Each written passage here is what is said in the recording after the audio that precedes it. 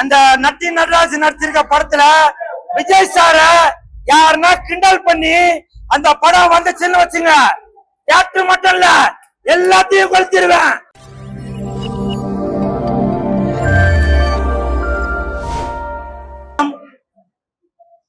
இன்று லீடர் திரைப்படம் ரிலீஸ் ஆகி வெற்றிகரமாக 7வது நாள்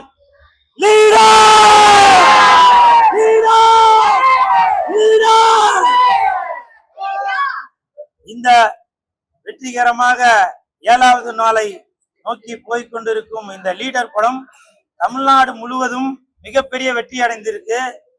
இன்று காசி திரையரங்கில் மகளிர் எல்லாரும் படம் பாக்குறாங்க அப்படின்னு நான் கேள்விப்பட்டேன். சரி, அது உண்மைதானா அப்படின்னு பாக்கலான்னு இங்க தியேட்டருக்கு வந்தேன். வந்தாக்க லெஜண்ட் மாநில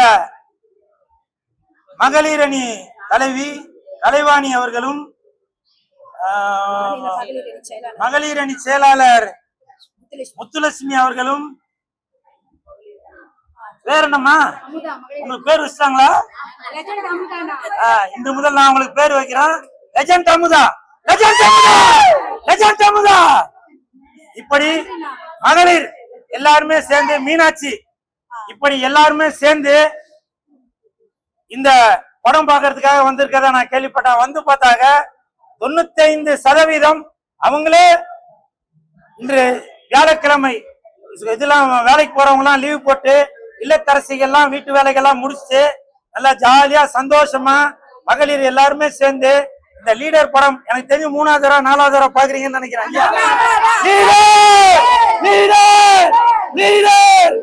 அப்படி மிக பிரம்மாண்டமாக வந்திருக்கிற இந்த லீடர் படம் பார்க்க வந்ததுல அனைவருக்கும் என் மனமார்ந்த நன்றிகளையும் வாழ்த்துக்களையும் தெரிவித்துக் கொள்கிறேன். இந்த படம் லீடர் அவர்கள் நடித்துள்ள, லெஜண்ட் அவர்கள் நடித்துள்ள இந்த படம் இன்று தமிழகம் மட்டுமல்ல, ஆந்திரா, கேரளா, கர்நாடகா இப்படி அனைத்து லாங்குவேஜ்லுமே மிகப்பெரிய வெற்றி அடைஞ்சிருக்கு. அதற்கு முக்கியமான காரணம் இயக்குனர் துரை செந்தில்குமார் அவர்கள் தான். ஏன்னா இயக்குனர் துரை செந்தில்குமார் அவர்கள் லெஜண்ட் அவர்களை முதல் படத்துல வேற மாதிரி இருந்தாரு, இப்ப இந்த 2வது படத்துல வேற ஒரு கோணமா கட்டிருக்காரு. அவருக்கு என் மனமார்ந்த வாழ்த்துக்கள். மொத்தத்துல படம் சூப்பர் ஹிட், பிளாக் பஸ்டர் ஆயிட்டு. Leader black Bastar, leader black Bastar, leader black Bastar, leader black Bastar.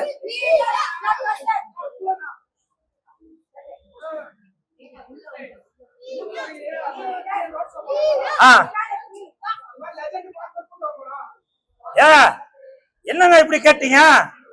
எங்க விஜய் சார் வந்து தூத்துக்குடிக்கு போயிருக்காரு, அவரு திருநெல்வேலி, தூத்துக்குடி 2 ஊருக்குமே போயிருக்காரு. ஆனால் மண்ணின் மைந்தன் இந்த லெஜண்ட் அவர்கள் வெளியூர்ல இருந்து போன விஜய் சாருக்கே அவ்வளவு கூட்டம்னா, மண்ணின் மைந்தனான லீடர் அவர்களுக்கு, லெஜண்ட் அவர்களுக்கு எவ்வளவு கூட்டம் வரும்னு யோசிச்சு பாருங்க. லெஜண்ட் அவர்கள் தூத்துக்குடிக்கு போயிருந்தாக்க, விஜய் சார் தூத்துக்குடியும் திருநெல்வேலியும் போனதுனால அந்த 2 ஊர் மக்கள் மட்டும்தான் வந்திருந்தாங்க. நம்ம மண்ணின் மைந்தன் லெஜண்ட் அவர்கள் தூத்துக்குடிக்கு போயிருந்தாக்க தமிழ்நாட்டில் மட்டுமல்ல, இந்தியாவில் இருந்து தமிழ், தெலுங்கு, மலையாளம், கன்னடம், ஒரிசா எல்லா நாட்டுக்காரும் வருவாங்க. அதற்கு காரணம் லெஜண்ட் அவர்கள்.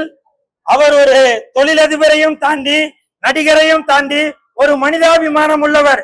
உங்களுக்கு ரொம்ப சிம்பிளா சொல்லணும்னா, அந்த காலத்தில் புரட்சி தலைவர் எம்ஜிஆர் ஐயா அவர்கள் எப்படி இருந்தாரோ அதே மாதிரி 10 மடங்கு, அதே மாதிரி 10 மடங்கு லெஜண்ட் அவர்கள் இப்ப வாழ்ந்து கொண்டிருக்கிறார். எனக்கு தெரிஞ்சு புரட்சி தலைவர் என்றால் அது எம்ஜிஆர் ஐயா அவர்கள், புரட்சி நாயகன் என்றால் அது லெஜண்ட் அவர்கள்.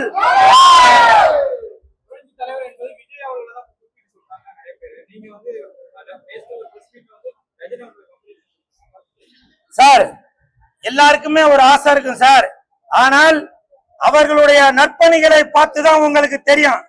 விஜய் சாரு இப்ப அரசியலுக்கு வந்திருக்காரு, அதனால நீங்க வந்து புரட்சி தலைவர் ஒருவேளை இவரா இருப்பாரோ அப்படின்னு சொல்றீங்க. ஆனால் எனக்கு தெரிந்து லெஜண்ட் அவர்கள், அவருடைய முன்னோர்கள், அவர் தாய் தந்தையில் இருந்து அவர் மக்களுக்கு பல நற்பணிகளை செய்து வருகிறார். இத நான் சொல்லல, வரலாறு சொல்லுது. இந்த அம்மாக்கு தெரிஞ்சிருக்கு. அப்படி இருக்கும்போது அந்த புரட்சி நாயகன் என்ற பட்டம் கண்டிப்பாக லெஜண்ட் அவர்களுக்கு மட்டும்தான் போய் சேரும். ஏனென்றால் எனக்கு ஒண்ணுன்னா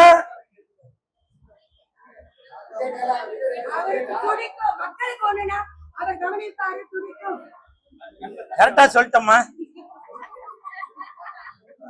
எனக்கு ஒண்ணுன்னா மக்களுக்கும், மக்களுக்கு ஒண்ணுன்னா லெஜண்டுக்கும் கண்ணு துடிக்கும், கண்ணு கலங்கும்.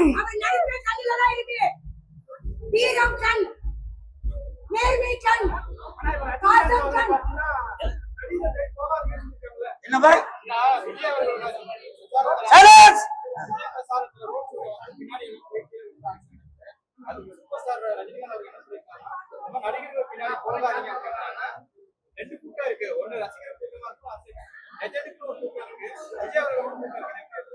சார், நீங்க இந்த கேள்வி கேட்டதை நான் ஓப்பனா சொல்றேன் சார். இப்பவும் சொல்றேன், நடிகர் பின்னாடி போறீங்கல்ல போங்க, ஆனால் ஒரு ஒழுக்கம் வேணும். இன்னைக்கு லெஜண்ட் அவர்கள் ஒரு நடிகர் தான். லெஜண்ட் அவர்கள் கார்ல வரும்போது இந்த தங்கச்சி போய் கார் வாசல்ல போய் விழுமா? இந்த அம்மா கார் மேல ஏறுவாங்களா? சொல்லுங்க, நீங்க சொல்லுங்க. பாத்தீங்களா? இதுதாங்க நல்ல ஒழுக்கம் என்பது. புரியுதா? நடிகர்கள் பின்னாடி போங்க, நான் வேணாம் சொல்லல, ஒரு ஒழுக்கம் வேணும். புரியுதுங்களா? ஒழுக்கம் இல்லாம நீங்க கார் மேல, இந்த தங்கச்சி இப்ப கார் மேல ஏறுவாங்களா? யோசிச்சு பாருங்க. அதெல்லாம் ரஜினி சார் சொல்லியிருக்காரு, ஒழுக்கம் வேணும் அப்படின்றத. புரியுதா?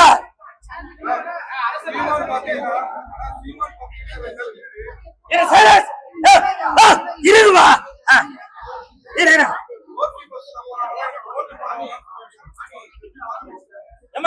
இருங்கம்மா, இருங்கம்மா.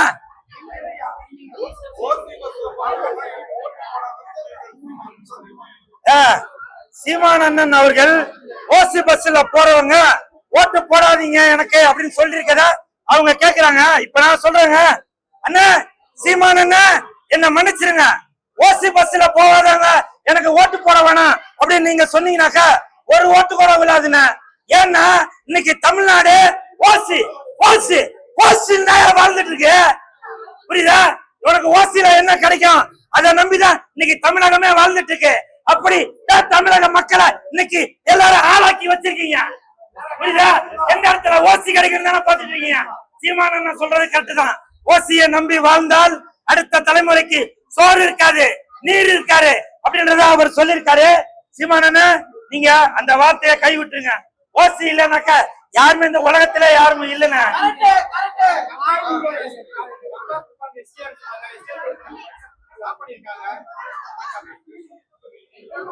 அதாவது எஸ்டிஆர் அவர்கள் நடித்துக் கொண்டிருக்கும் அரசன் படத்திற்கு இப்ப தற்சமயம் பல சிக்கல்கள் வந்துட்டு இருக்கு. காய்ச்ச மரத்துலதான் கல்லடிப்படும் சொல்லுவாங்க. அதற்கு உதாரணம் எஸ்டிஆர் அவர்கள்.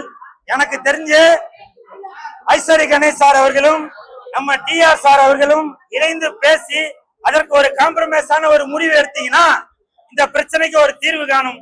இல்லைன்னா சோசியல் மீடியால யாருன்னா ஏதோ ஒரு கருத்து சொல்லிக்கிட்டே தான் இருப்பாங்க. இதுக்கு முற்றுப்புள்ளி வைக்க வேண்டும் என்றால் அவங்க ஒரு தீர்மானம் எடுத்து அதற்கு ஒரு பேச்சுவார்த்தை நடத்த வேண்டும்.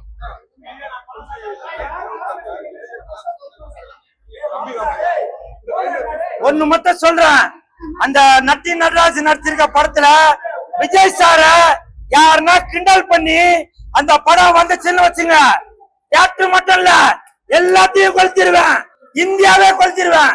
விஜய் சாருக்கு ஏதாவது ஒரு பிரச்சனை, அரசியல்ல சொல்லவா சினிமால சொல்றேன். புரியுதா? ஏன்னா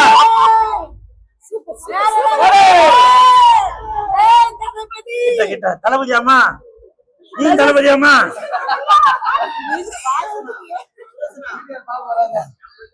அப்படியா?